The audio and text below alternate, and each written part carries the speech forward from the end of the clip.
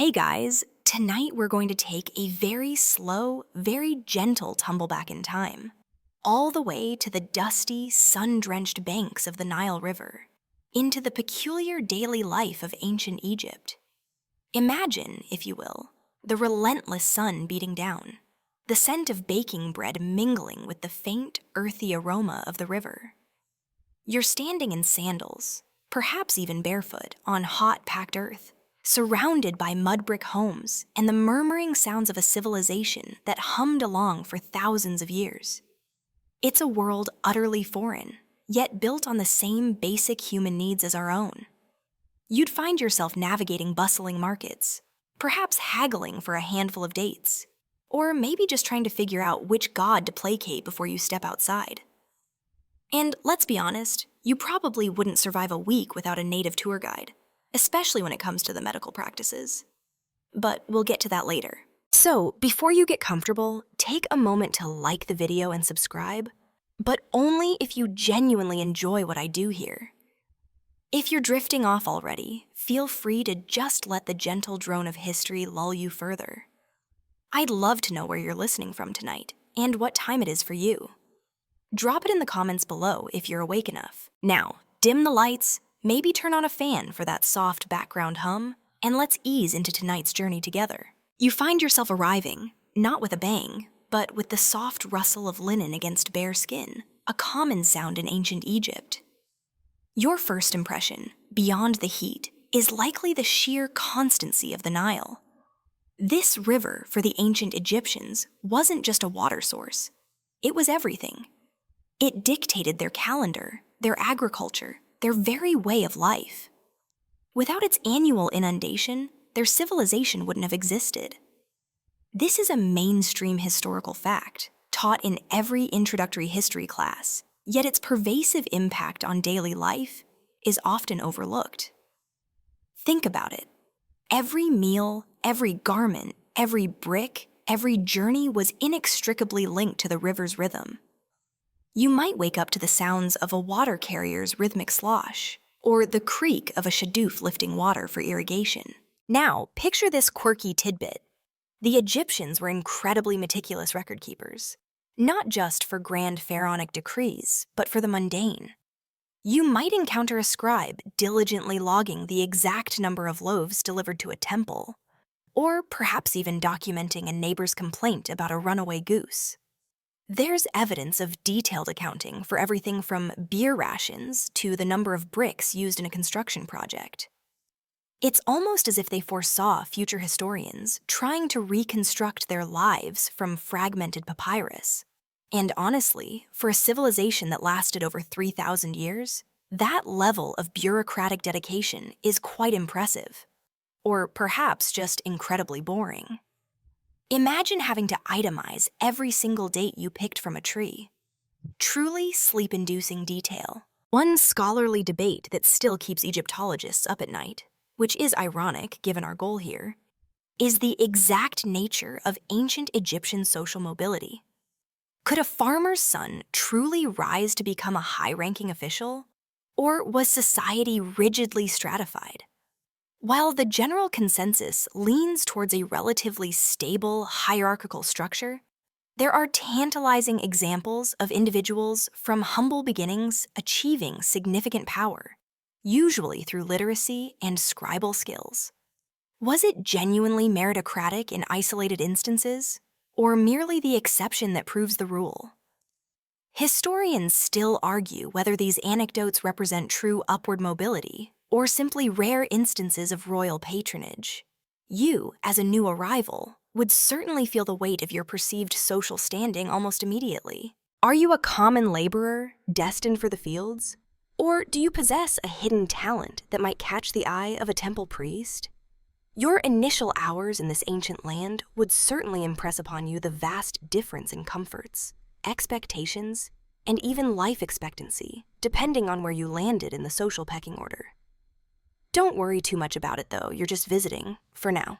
As the ancient Egyptian sun begins its slow, relentless climb, painting the eastern sky in hues of ochre and rose, you'd find yourself stirring from a slumber that, by modern standards, was anything but private. Forget your individual bedrooms and soundproof walls.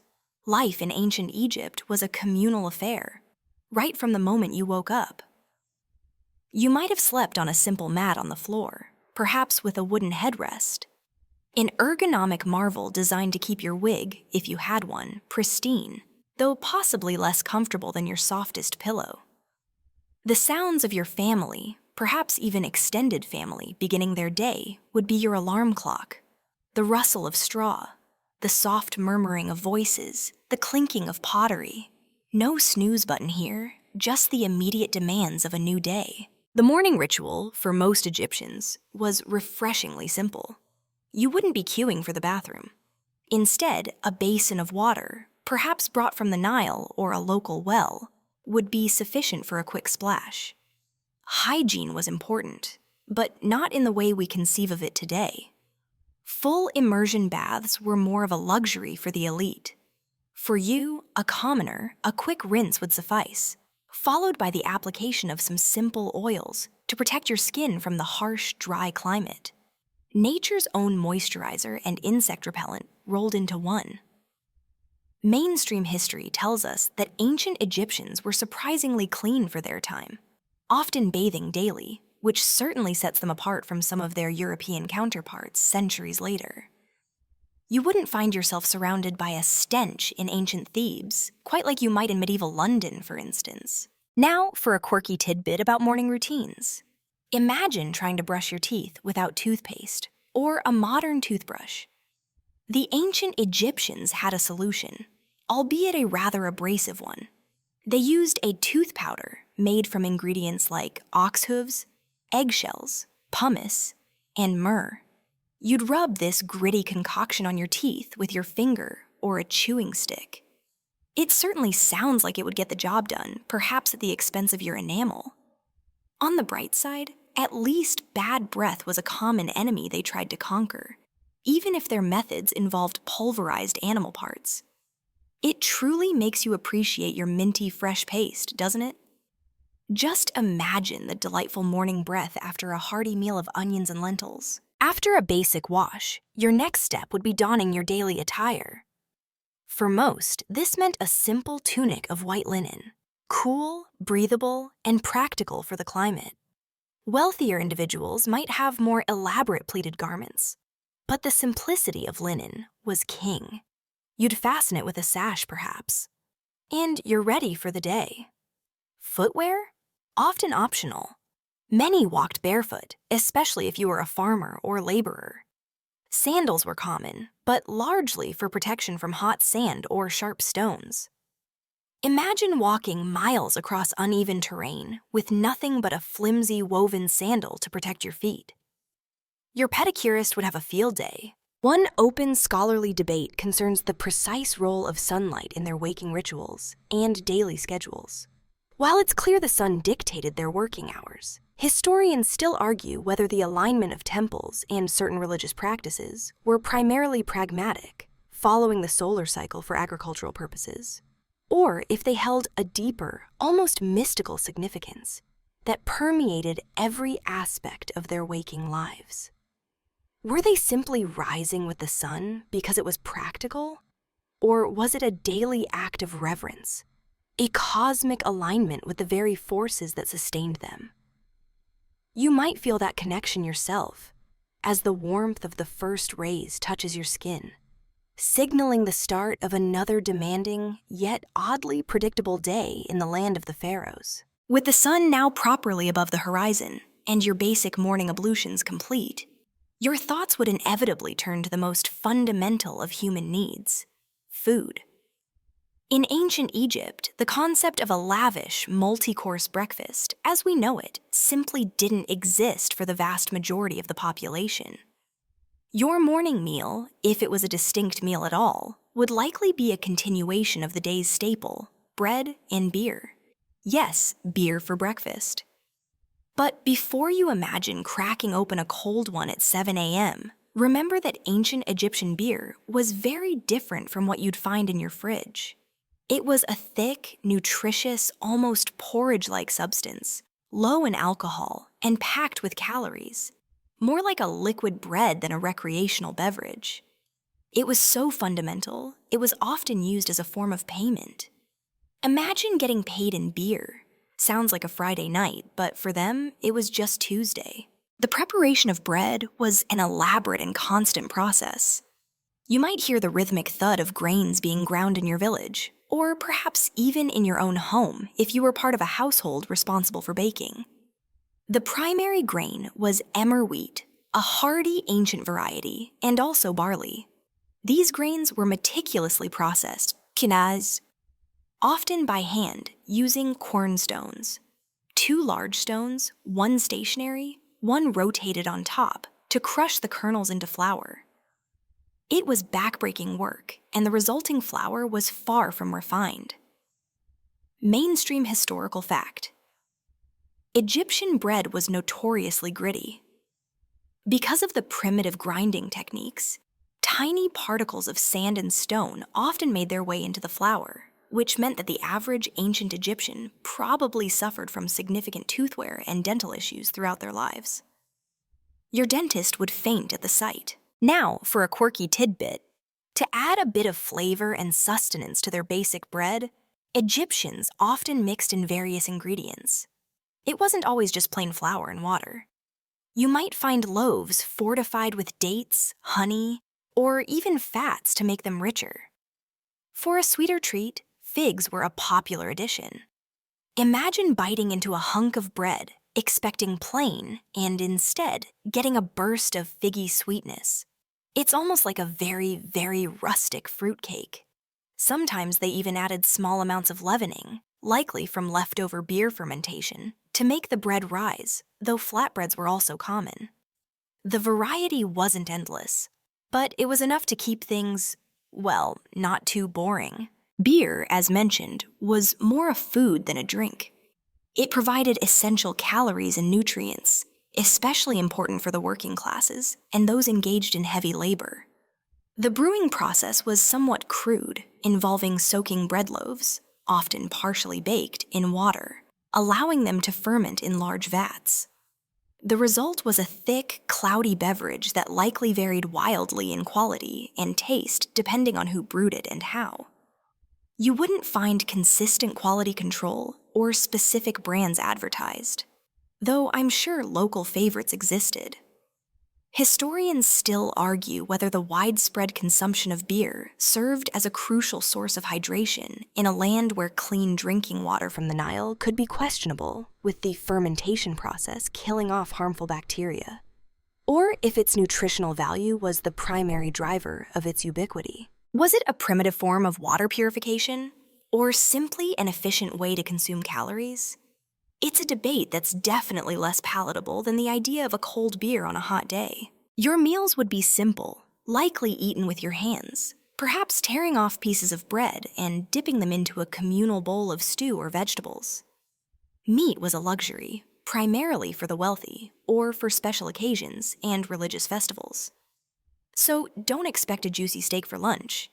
You'd be more accustomed to lentils, onions, garlic, and a variety of pulses grown in the fertile Nile Delta. It's a diet that sounds quite healthy, if a bit repetitive. But in the relentless heat, simple and nourishing was often all you needed or could get. Having consumed your daily dose of ancient Egyptian liquid bread, your thoughts would naturally turn to your appearance. And here, in a dusty, hot climate, hygiene and fashion took on a surprisingly significant role. You might envision ancient Egyptians as perpetually covered in sand and grime, but the mainstream historical fact is quite the opposite. They were remarkably clean and well-groomed for their era. Far from being a luxury, personal cleanliness was intertwined with religious purity and social standing. You wouldn't just splash water on your face. You'd likely engage in a full body wash, perhaps using natron, a natural salt, as a kind of soap, or simply water from a nearby well or the Nile itself. The persistent dry heat and ever-present insects made a good wash less about smelling nice and more about comfort and health. Imagine the constant itch of desert dust. Regular rinsing was a necessity, not a choice. Your wardrobe, meanwhile, would be dictated by the climate and your social status. For the vast majority, as mentioned, linen was the fabric of choice. This wasn't just any linen. Ancient Egyptian linen was often incredibly fine, almost sheer, expertly woven from flax plants. You'd likely wear a simple kilt or shendit if you were a man, reaching to just above the knee, perhaps tied with a sash. Women wore a calasiris, a simple sheath dress that typically extended from just below the breast to the ankles, held up by one or two straps over the shoulders. These garments were lightweight, breathable, and easy to wash, a crucial feature in a world without washing machines. You wouldn't find complex tailoring or intricate stitching. Simplicity and practicality were key, though for special occasions, or if you were wealthy, your linen might be exquisitely pleated. A process so labor-intensive, it speaks volumes about the value placed on appearance. Now, for a quirky tidbit. The ancient Egyptians were obsessed with hair removal, not just for aesthetic reasons, but for hygiene and to prevent lice infestations. Men and women alike often shaved their heads entirely, especially the priests, to maintain absolute ritual purity. Wigs were then worn, not just as fashion statements, but as practical headwear that offered protection from the sun while being easier to keep clean than natural hair. Imagine the relief of having a clean-shaven scalp in that heat. And the wigs themselves could be quite elaborate, made from human hair or vegetable fibers, sometimes scented with perfumed cones placed on top. It's a bit like wearing a very fancy, breathable helmet, only made of hair. Your morning routine might involve fitting on your wig rather than styling your natural locks. Beyond general cleanliness, the Egyptians were also keen on cosmetics. Both men and women applied kohl, a dark eye paint, often made from galena, around their eyes. This wasn't merely for beauty, it served a practical purpose. The dark pigment helped reduce sun glare, think ancient sunglasses, and also had antiseptic properties, protecting the eyes from infections caused by flies and dust. You'd see laborers and pharaohs alike with kohl-rimmed eyes. Historians still argue whether the widespread use of cosmetics across all social classes was primarily driven by religious belief, imitation of the gods, practical necessity, sun protection and hygiene, or simply a deeply ingrained cultural aesthetic. Was it more about looking like Osiris or avoiding pink eye? You might apply it yourself, feeling a cool, slightly greasy paste around your eyes, providing instant relief from the harsh glare. The scents of ancient Egypt would also be distinct. Perfumes and unguents, often based on animal fats infused with fragrant oils from plants like lotus, lily, and myrrh, were widely used to mask body odor and nourish the skin. You'd rub scented oils on your body after washing, leaving a subtle, earthy fragrance. And if you happened to cut yourself, you might find yourself applying a concoction that probably smelled quite awful, but was believed to keep infection at bay. Even with all this attention to cleanliness, the sheer dust and heat of the Egyptian climate meant that a truly pristine state was fleeting. But they certainly gave it their best and rather fascinating effort. With your linen kilt or calasiris neatly in place and a hint of kohl around your eyes, the ancient Egyptian day truly begins, and with it, the pervasive rhythms of work and play. For the vast majority, life was an endless cycle of labor, dictated by the seasons and the demands of the Nile. You, as a commoner, would find yourself deeply entrenched in the agricultural rhythms, a mainstream historical fact. The vast majority of Egyptians were farmers. Your year would revolve around the annual inundation of the Nile, planting after the floodwaters receded, tending to crops, and finally, harvesting. You'd be toiling under the relentless sun, perhaps wielding a simple hoe or a digging stick, cultivating emmer wheat, barley, flax, or various vegetables. It was backbreaking work, but essential for survival, and surprisingly efficient given the limited tools. Imagine the constant ache in your muscles, day after day, ensuring the lifeblood of the civilization continued to flow. But life wasn't all work. Even in ancient Egypt, there were moments of respite, of genuine enjoyment, and surprisingly, organized leisure. This brings us to a quirky tidbit. The ancient Egyptians loved board games. The most popular was undoubtedly Senet, a game that's been likened to a cross between checkers and backgammon. You might find villagers gathered in the shade of a wall, intently focused on the board, moving their pieces in a strategic battle for supremacy. Senet wasn't just a casual pastime.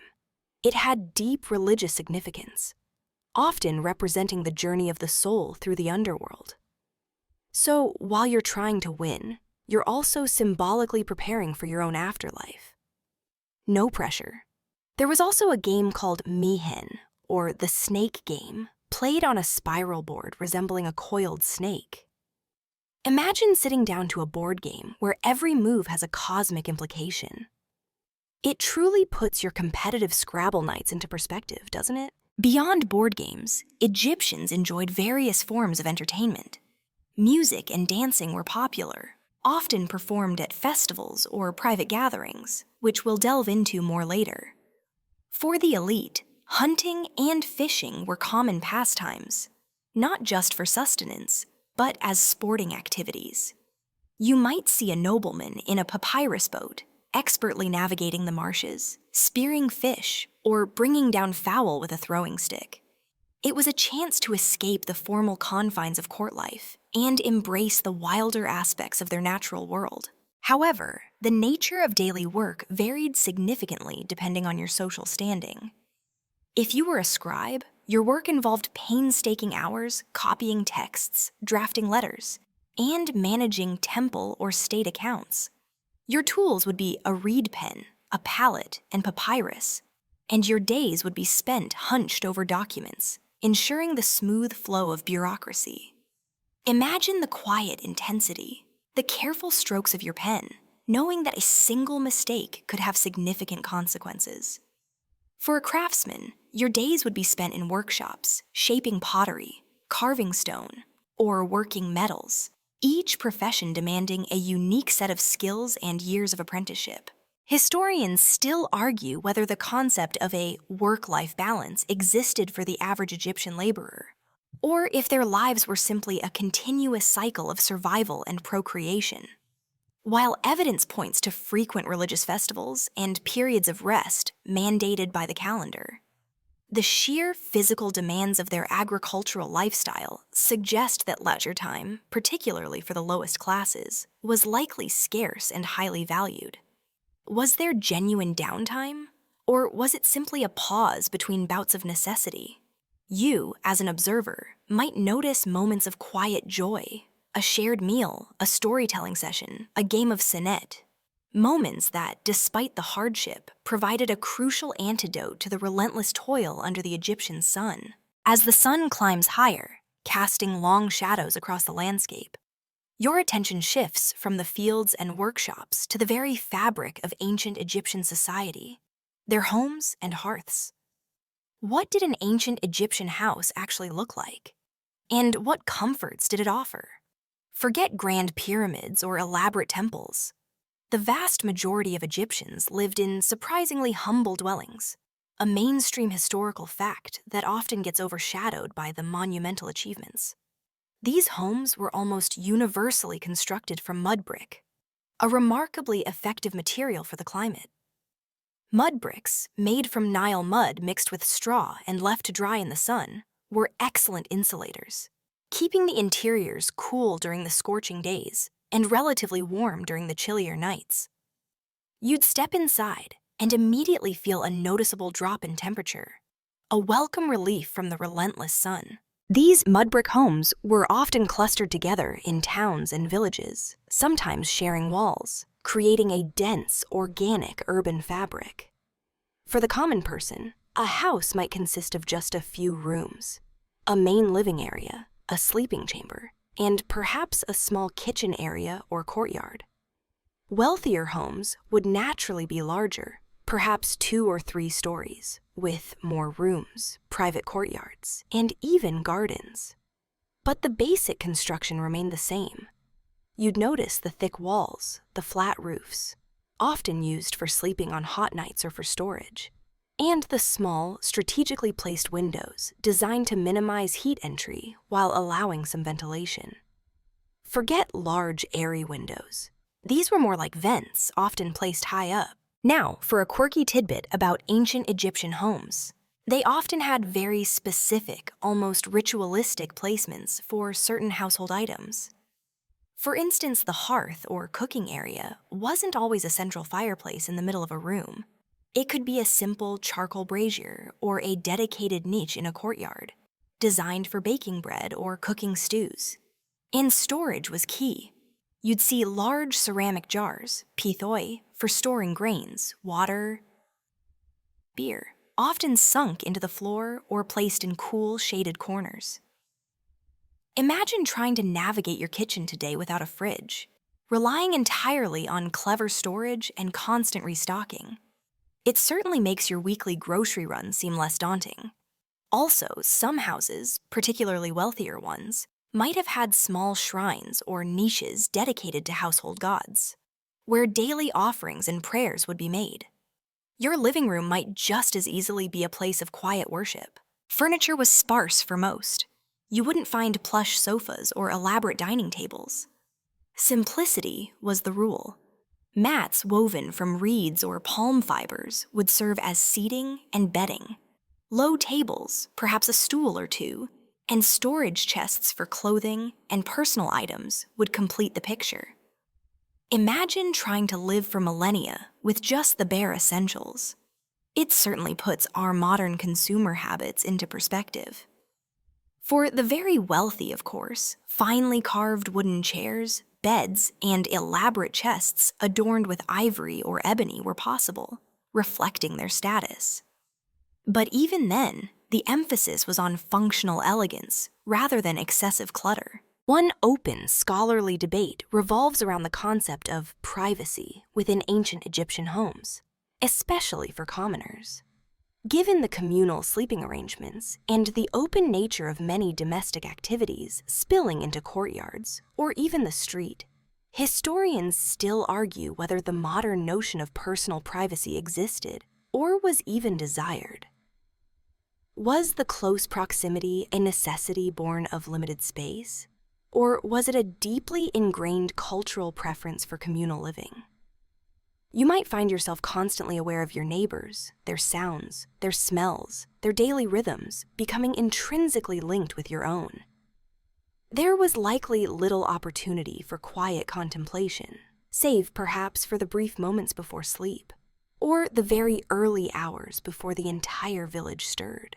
Emerging from the relative coolness of your mud brick home, you might, at some point, find yourself in need of ancient Egyptian medical attention.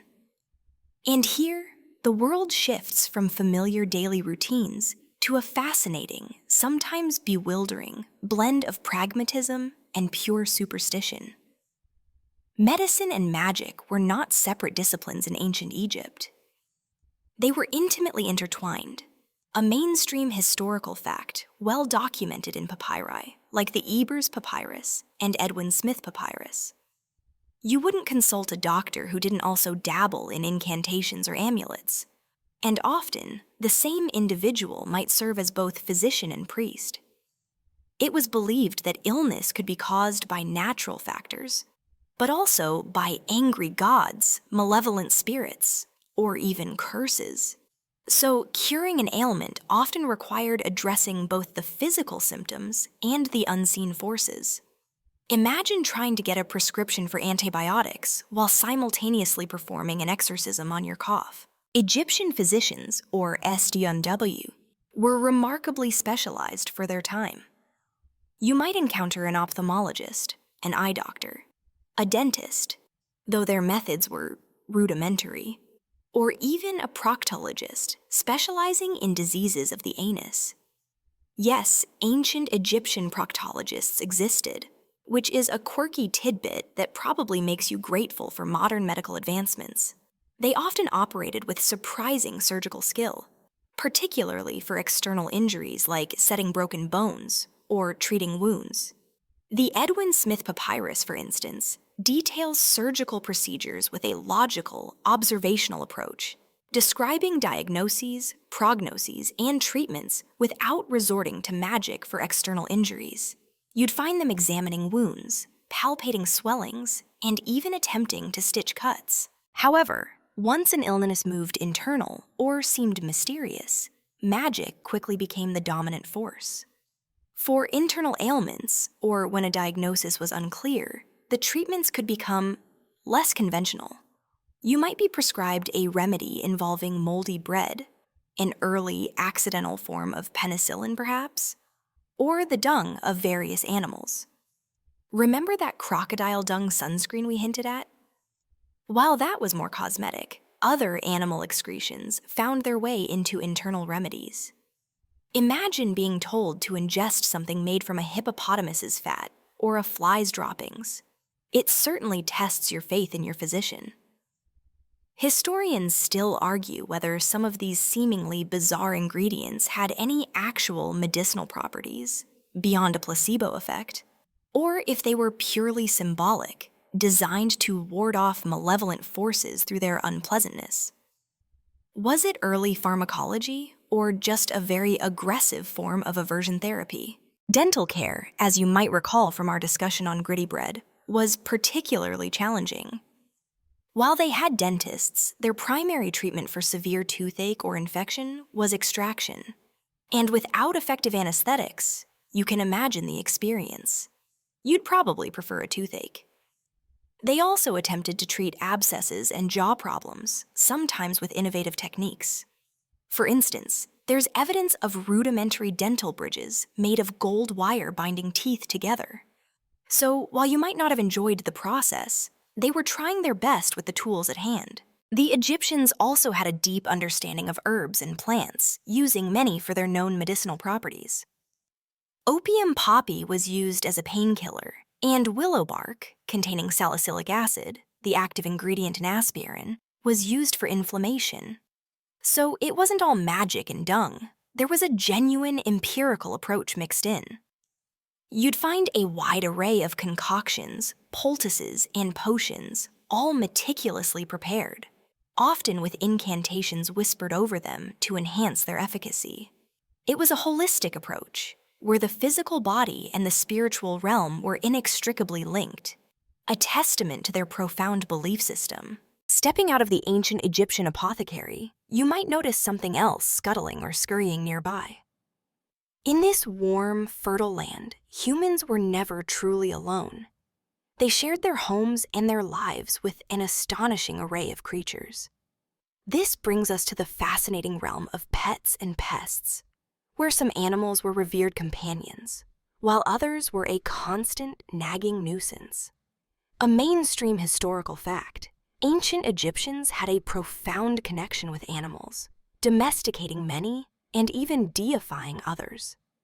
You might find yourself sharing your living space not just with family, but with beloved furry or feathered friends.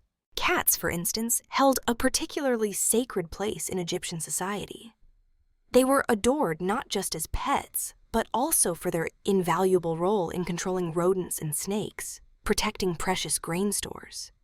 You might see a sleek, elegant feline lounging regally in a sunbeam, or perhaps a playful kitten batting at a stray piece of papyrus. To harm a cat, even accidentally, was a grave offense, often punishable by death. Imagine a world where your cat literally held more legal protection than some humans. It's a quirky tidbit that speaks volumes about their reverence for these creatures. They were so cherished that when a beloved cat died, its human family would often mourn by shaving their eyebrows. So if you suddenly spotted a number of Egyptians with missing eyebrows, you'd know a furry friend had recently passed into the afterlife. Dogs were also popular companions, serving as loyal pets, guardians, and hunting aids. You might see various breeds, from slender sighthounds resembling modern greyhounds or salukis, to smaller, more robust breeds, all wagging their tails and vying for attention. They were often given names that we still use today, like brave or good herdsman. It's a comforting thought, isn't it, that even thousands of years ago, the simple joy of a dog's companionship transcended time. Beyond cats and dogs, the Egyptians kept a surprising variety of animals. Monkeys were sometimes kept as exotic pets, their antics providing endless amusement. Birds, from doves to geese, were also common, some for food, others for companionship. And believe it or not, some people even kept more unusual pets like mongooses, which were excellent at dispatching snakes or even small gazelles. Your neighbor might have a pet baboon. Just try not to make eye contact. They can be a bit opinionated. But where there are pets, there are inevitably pests. And ancient Egypt, with its warm climate and reliance on agriculture, was a veritable paradise for them. You'd constantly be battling flies, mosquitoes, and the diseases they carried like malaria. And of course, rats and mice, which were a perpetual threat to food supplies. Imagine the constant buzzing, the itchy bites, the scurrying sounds in the night. It certainly makes you appreciate your mosquito nets and pest control services. Scorpions and snakes were also a very real danger, lurking in dark corners or under rocks, making every step a cautious one. One open scholarly debate concerns the precise line between sacred animals and common pests. While some animals, like certain types of ibises or crocodiles, were venerated as manifestations of gods, they also posed very real threats or became nuisances in daily life. Historians still argue whether the reverence for these creatures was absolute, leading to their protection even when problematic or if pragmatic measures were sometimes taken to control populations, particularly of dangerous animals, despite their sacred status. You, as a human in this environment, would certainly feel the tension between respect for the divine and the very real need to avoid a cobra bite. Having navigated the charming, yet sometimes perilous world of ancient Egyptian fauna, let's now consider the human-made structures of society, specifically the intricate system of law and order that governed daily life along the Nile. You might assume that a civilization as ancient as Egypt would operate under arbitrary rule or brutal despotism, but a mainstream historical fact reveals a surprisingly sophisticated and often remarkably equitable legal framework. The pharaoh was indeed the ultimate authority, a divine king, but even his power was exercised within a well-defined legal tradition. You wouldn't just face the whims of a single ruler. You'd be subject to a system of courts, judges, and documented precedents. The legal system was based on the concept of Ma'at, which represented truth, justice, balance, and cosmic order. This wasn't just a philosophical ideal. It was the guiding principle for all legal proceedings. Judges were often priests or high-ranking officials who swore an oath to uphold Ma'at. You'd present your case before a tribunal of these officials, often with no formal lawyers as we know them. Instead, you would plead your own case, or perhaps have a trusted family member speak on your behalf. Imagine the pressure of self-advocacy in a formal legal setting, with only your words and perhaps some papyrus evidence to sway the judges. Now, for a quirky tidbit. Ancient Egyptian law, particularly during the New Kingdom, included surprisingly progressive rights for women. Women could own property, conduct business, inherit land, and even initiate divorce proceedings. They could represent themselves in court and dispose of their assets as they saw fit. While society was still patriarchal, their legal standing was far more advanced than in many other contemporary or even much later civilizations. Imagine a woman, independently wealthy, arguing her case in court, centuries before women in many parts of the world gained such rights. It's a remarkable testament to their social structure, and certainly makes you reconsider any preconceived notions about primitive societies. Punishments, while sometimes harsh by modern standards, were often tailored to the crime and designed to deter future offenses rather than simply inflict pain. For minor infractions, fines, restitution, or forced labor might be imposed. For more serious crimes like theft or perjury, corporal punishment such as flogging was common. Mutilation, like cutting off a hand or nose, was reserved for specific grave offenses, especially for repeat offenders or those who committed crimes against the state. The ultimate punishment, of course, was execution, reserved for treason or grave religious transgressions. You wouldn't find yourself in a debtor's prison, as bankruptcy didn't exist in the same way. Debts were usually handled through forced labor for the creditor. One open scholarly debate concerns the practical accessibility of the legal system for the common people. While the laws themselves might have been equitable, historians still argue whether the average peasant truly had the means, knowledge, or influence to effectively pursue justice against a wealthier or more powerful individual. Were the courts genuinely open to all, or did social status ultimately determine the outcome, despite the ideals of man? You might feel the weight of this inequality yourself, understanding that while the law was theoretically blind, practical realities could often tip the scales. But even so, the very existence of a structured legal system, with procedures and documented cases, highlights a society striving for order and a semblance of fairness in a world where such concepts were far from universal.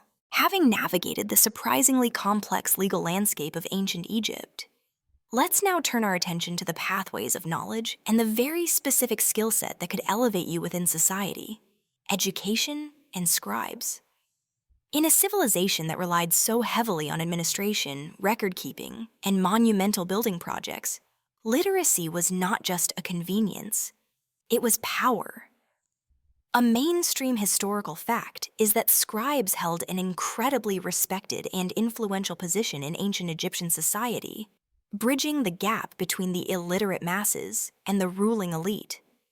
You wouldn't just pick up a pen and start writing. Becoming a scribe was a demanding, years-long commitment that began in childhood.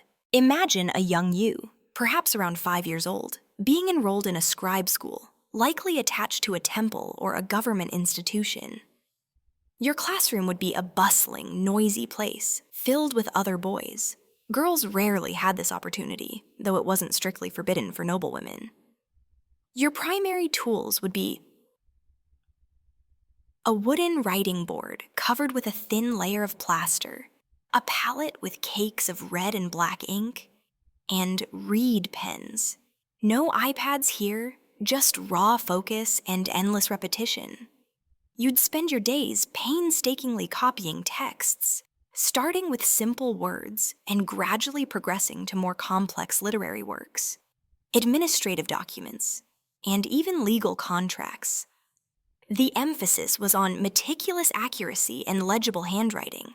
After all, a misplaced hieroglyph could mean chaos for the pharaoh's grain inventory. Now, for a quirky tidbit about scribal training. Discipline was incredibly strict.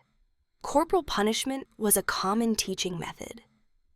"A boy's ear is on his back. He listens when he is beaten," was a common saying. So, if you were struggling with your hieroglyphs, you might find yourself on the receiving end of a teacher's stick. It certainly put a different spin on detention. Despite the harshness, it instilled a deep respect for the craft and the importance of precision. And once you mastered the hundreds of hieroglyphs and hieratic script, the more cursive form used for daily documents, you were essentially fluent in the language of power and bureaucracy. Your education wouldn't just stop at writing. You'd learn mathematics, essential for calculating grain yields, taxes, and the dimensions for construction projects. Astronomy was also part of the curriculum, necessary for maintaining the calendar and understanding the Nile's flood cycles. Even basic engineering principles would be taught, preparing you for a life of managing projects from canals to temples.